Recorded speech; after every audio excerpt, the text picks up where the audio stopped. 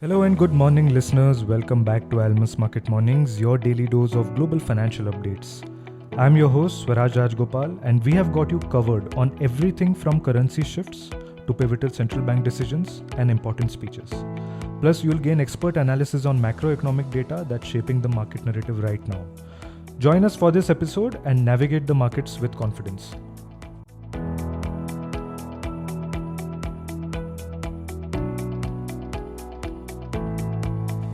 Politics, data, and central bank action. This is what makes lives of market participants interesting. This week, there is going to be focus on all three. Former President Trump's assassination attempts has been in the limelight during the weekend. Weaker CPI but hotter PPI from the US. Does it mean inflation risk isn't completely out? And of course, the ECB meeting later this week. Morning, JK. A lot of action happening everywhere. What is your take on these developments? Yes, a lot of focus on economics as well as politics. Yes, first on the economics, PPI number was definitely higher than expected on all counts, but somehow market did not, react much to the negative side after the data. Uh, Possibly, valuing the CPI, two consecutive CPI numbers, which were, on the softer side, as well as last month's PC core inflation also coming softer.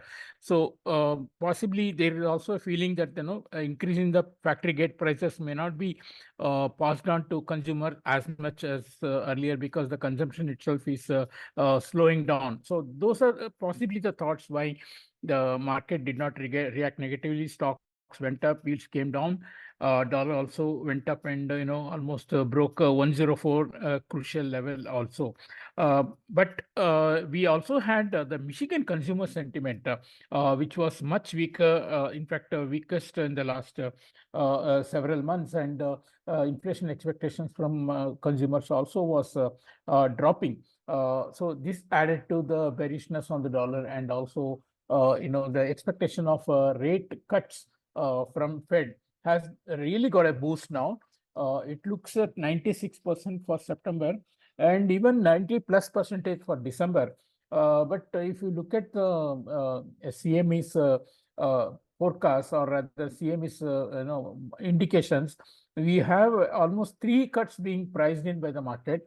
But unfortunately, or surprisingly, the Fed officials still seem very much guarded, and we probably will have one more indication from Powell when he speaks at private event today. That is late in European hours, so we will have the impact on the markets tomorrow. But yes, we are definitely now waiting for official reactions to these soft numbers. Let's not forget that apart from inflation falling, US economy has been showing a lot of weakness in many counts, and so at least two cuts would be justified. As far as the politics are concerned, yes, I think very unfortunate event, and it has to be condemned.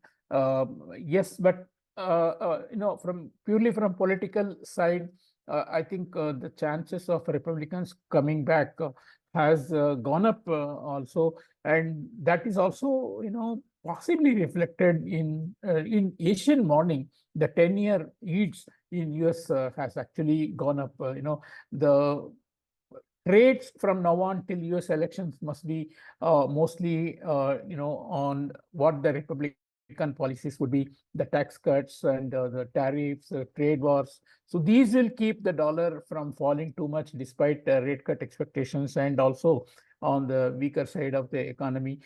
In fact, what we'll be looking to see will be whether it impacts the stock market, which has rich valuations, and so far the earnings season has not been so bad, so that's keeping the market still up. So we might well see the stock markets holding up until actually the power shifts happen. But definitely there are always going to continue to be in a range slightly higher bias. Beneficiary may be gold, because of a safe haven, and if yields continue to drop in the US, yen will be also benefiting. Also on the yen, we had rumors of BOJ intervening both the days, that's on Thursday as well as on Friday after the US data. And although officials continue to deny, but there is something that's definitely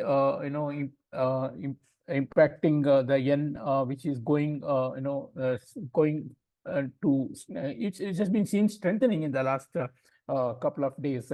So crucial level would be 156, 155 on the downside. A break of that can take it to 152. But a lot of work needs to be done for BOJ because market is not convinced that they can sustainably push the dollar yen lower without changing the monetary policy. We also had some data from China, which was really on the weaker side. We had home prices falling 0.7%.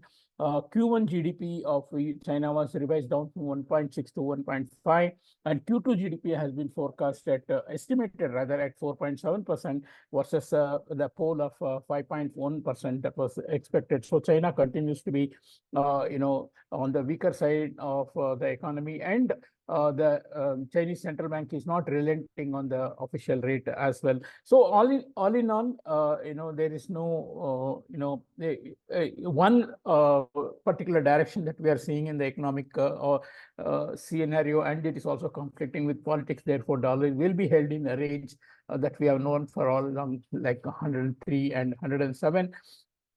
If anything, I think on any risk negative news, dollar can extend its gain on the upside. So that is the expectation. As far as the rupee is concerned, of course, we have a very shorter week this week because of a holiday on 17th. Then we prepare ourselves for the budget on next Tuesday.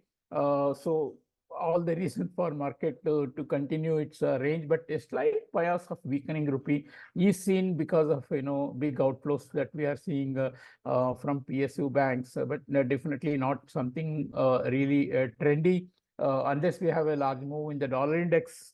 On either side, I don't see dollar rupee making much impactful move in the markets.